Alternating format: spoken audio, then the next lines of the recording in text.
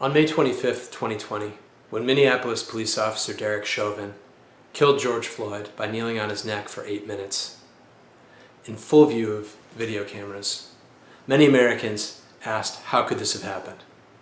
And many of us vowed to never let it happen again. I'm Brian Brown, and this is my video series for the East Hampton Public Schools on structural racism. Racism is our problem to fix, and if we're going to fight it, we have to understand it.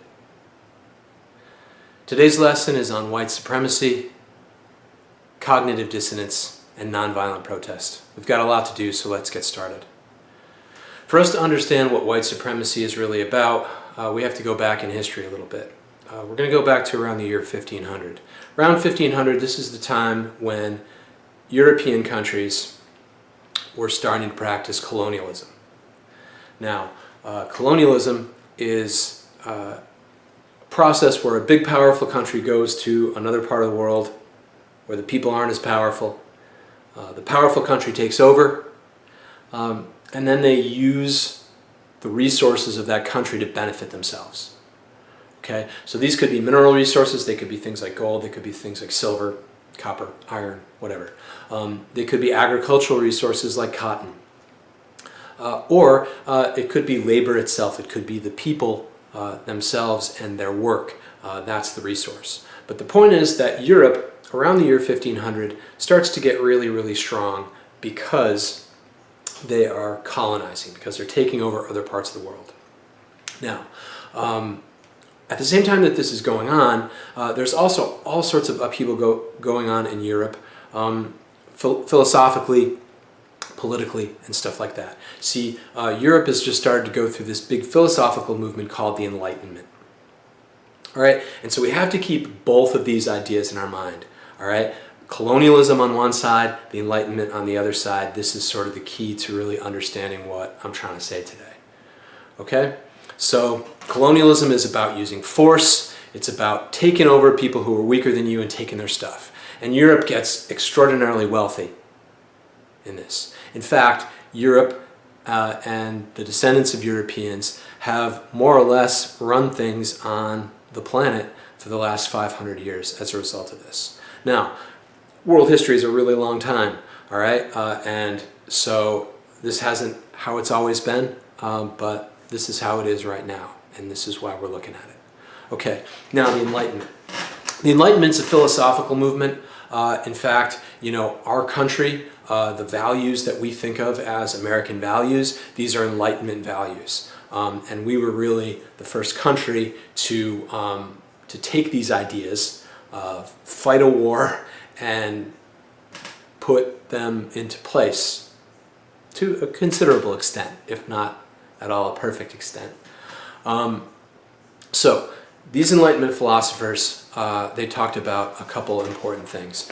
The most important thing has to do with natural rights. Okay, now natural rights are going to be very important, and then we'll come back to this idea of a social contract. A right, as you probably know, is something that we're born with. All right, a right is something that nobody gives you. Nobody can take it away unless there is some really extreme circumstance that people can take away your right. Okay, so that's different from a privilege. So for example, I have the right to liberty, right, to freedom of movement and stuff like that. If I want to walk over there, I can walk over there. All right, I should be free to do that.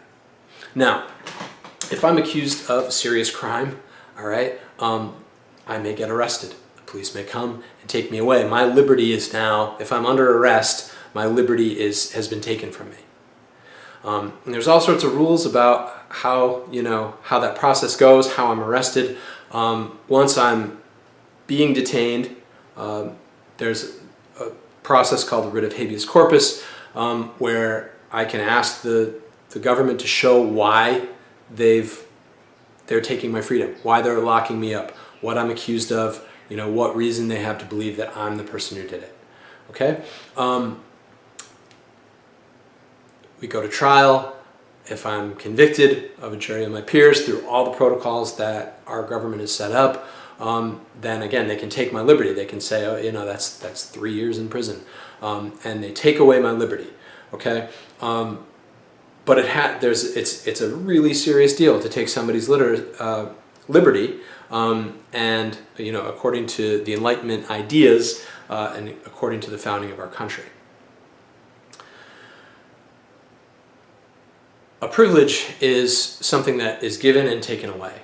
All right, a privilege is often something that you have to earn. So I can drive a car. I have a driver's license. I went through all the process. I went to driver's ed. I took, you know, I logged all my hours. I took my driver's test, and I got my license. But driving is a privilege, and so the standard as far as taking away that privilege, much lower. Okay. Remember, if they're going to take away my freedom, my right to freedom and move freely, there's a whole huge process for it. For driving, not so much. All right, I can lose my license if, let's say, I'm driving and I swerve. Police officer pulls me over and says, you know, I think you've been drinking. Will you blow in this breathalyzer to see if you've been drinking? If I refuse to blow into the breathalyzer, which I can do, I immediately lose my license for 180 days in Massachusetts. Okay? The police officer hasn't proven that I've been drinking. There's no proof yet that I've been drinking, or anything like that. There hasn't been a trial. There hasn't been anything, but I lose my license because my license is a privilege. Okay? It's not a right. We're not born with the right to drive a car. All right? And they have a very clear law to try to prevent people from drunk driving. And if they think that you need to take a breathalyzer, you either take it or you lose your license for 180 days, and it's not a right, it's a privilege. Okay, so I don't know, I just went off on a little tangent there, but just explaining the idea of a right or a privilege. Right is serious, and in order to take a right, it's a big deal. So that other word, social contract, was on there. So Enlightenment philosophers had this idea. All right, that way back when we're like hunter-gatherers, right? When Homo sapiens are, you know, just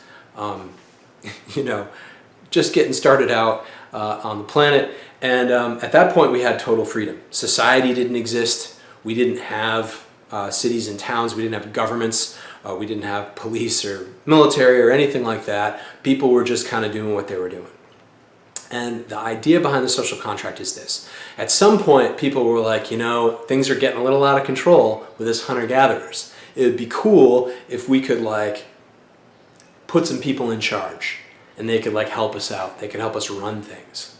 All right? And that's how civilization started. It's this social contract. People gave up some of their freedom. All right? Before that, I can do whatever I want. But if we're going to form a society, now I'm going to elect a leader, or somehow there's going to be somebody who's going to be in charge of me, and I'm going to have to do what they do, what they say I should do. All right? That's the social contract. All right?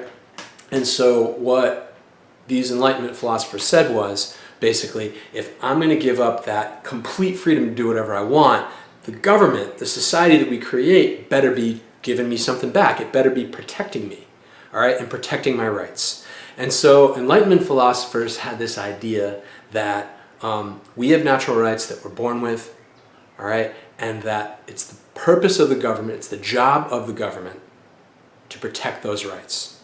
All right, now that's the kind of stuff that we fought the Revolutionary War for here in America. That's what the French Revolution was fought over. A lot of stuff has been fought over it since. All right, and so what we see across Europe as a result of the Enlightenment and in other parts of the world, like the American colonies and so on and so forth, is that these Enlightenment ideas, things like democracy, things like equality, all men are created equal.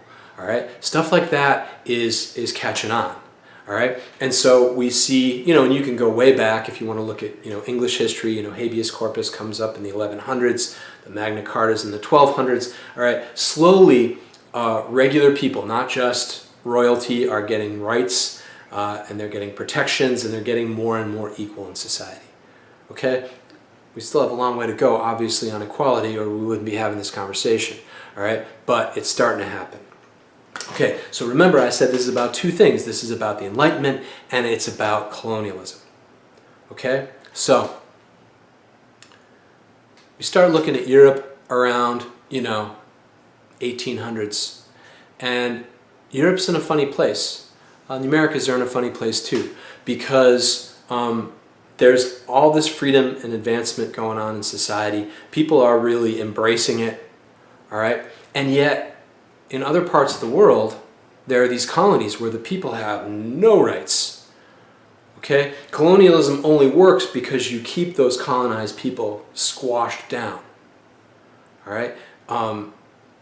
Europeans went in, if they had any native people who were leaders at all, they picked people who were corruptible, people that they could bribe, people who would sell out their other people for, you know, for a few dollars. So the colonial relationship is one where the colonized people are absolutely exploited. Okay, and that's the only reason it works, and that's the only reason why the colonizer is wealthy and powerful. Now, you have all these people who are in a democracy. Democracy means that they should have some influence over their leaders. So the people start hearing stuff like, hey, I hear that we're not being very nice to the people over in the colonies. Aren't those people British as well? Aren't those people French, Belgian, whatever as well? Shouldn't we be protecting them as well? The government had to kind of figure out how to deal with it. All right? So these ideas of democracy and equality, all right, that stuff works really well inside the colony. Not as well as it should, right? But it better. Democracy, equality, in the colonizing country, it's working out okay. But in the colonies, not so much. All right? And this is our problem. Okay, so I want to talk about a psychological term, and that psychological term is cognitive dissonance. Okay? Cognitive dissonance is a really important psychological idea whereby you have two competing ideas in your head and they can't coexist, all right? And your brain is like, these two things can't possibly both be true, and it causes you all sorts of psychic stress, all right? You know, I don't know, research it, Google it, find out ways that it applies in psychology if you're looking for some good examples. But the point that I'm trying to say is that this is something that goes on in our heads, and psychologists sort of agree upon it. Because both of these things can't be true, our brain sort of plays tricks on us, all right? And it comes up with some way to rationalize what's going on so that we can be at peace, all right? So this isn't a psychology class, but just understand that, you know, sometimes we do stuff that, and we don't know why we're doing it. And usually it's because our brain's getting nervous about something, and so it tricks us a little bit. And that's what cognitive dissonance is about. All right, so the cognitive dissonance is, hey, we're for democracy, we're for equality, isn't our country getting better, we're working on it, we're making it better.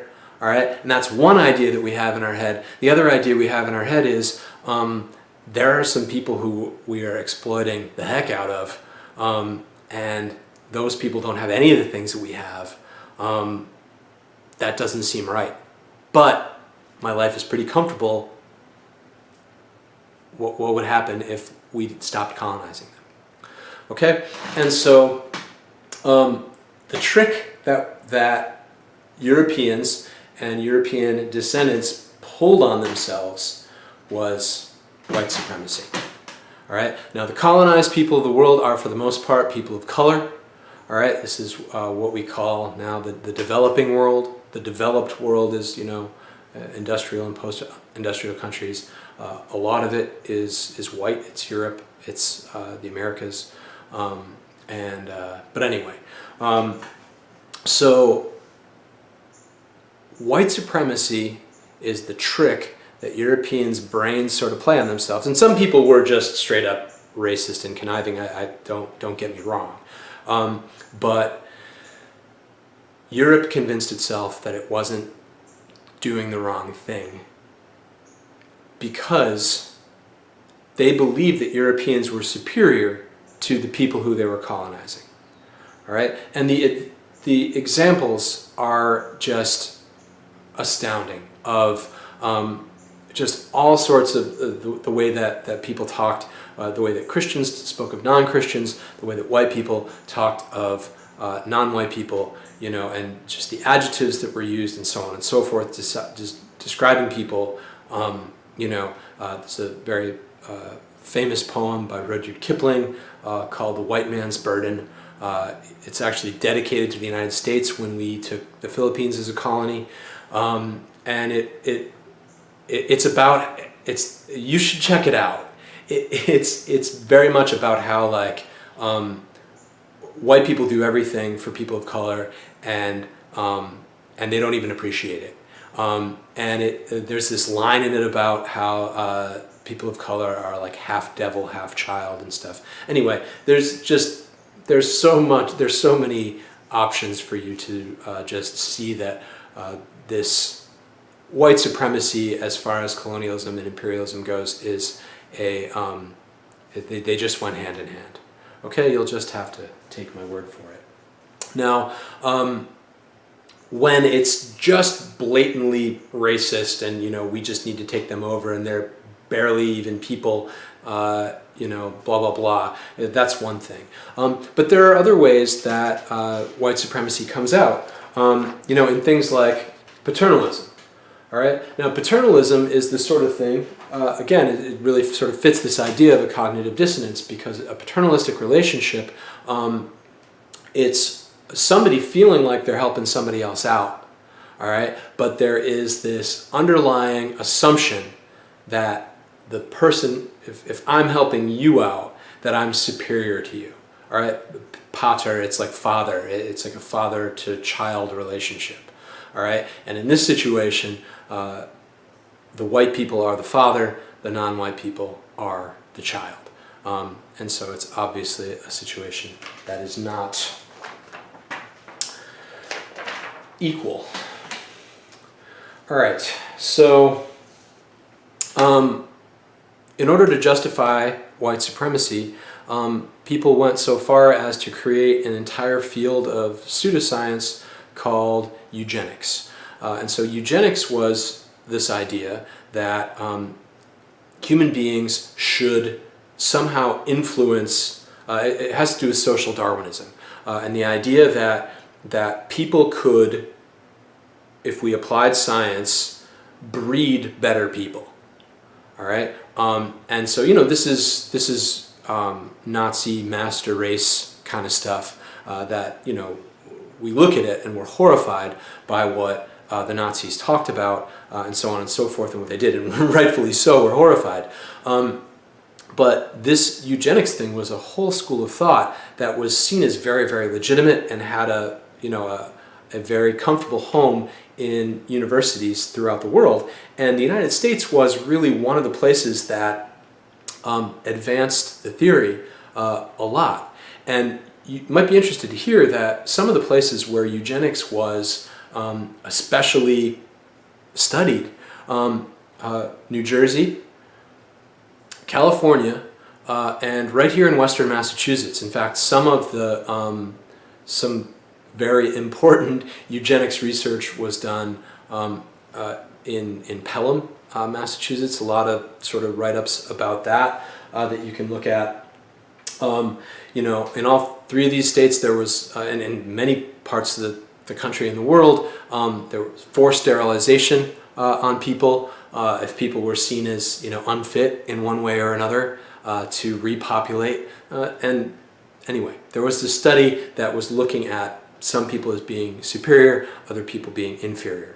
In 1921, at the Eastern States Exposition, the Big E, for those of us who are here in Western Mass, we know what that is. They had a eugenics stall that was set up, and there were human beings in there who were seen as like especially well bred next to the livestock, you know, the best bred sheep and the best bred cows and stuff like that. In 1921, right here in Western Massachusetts.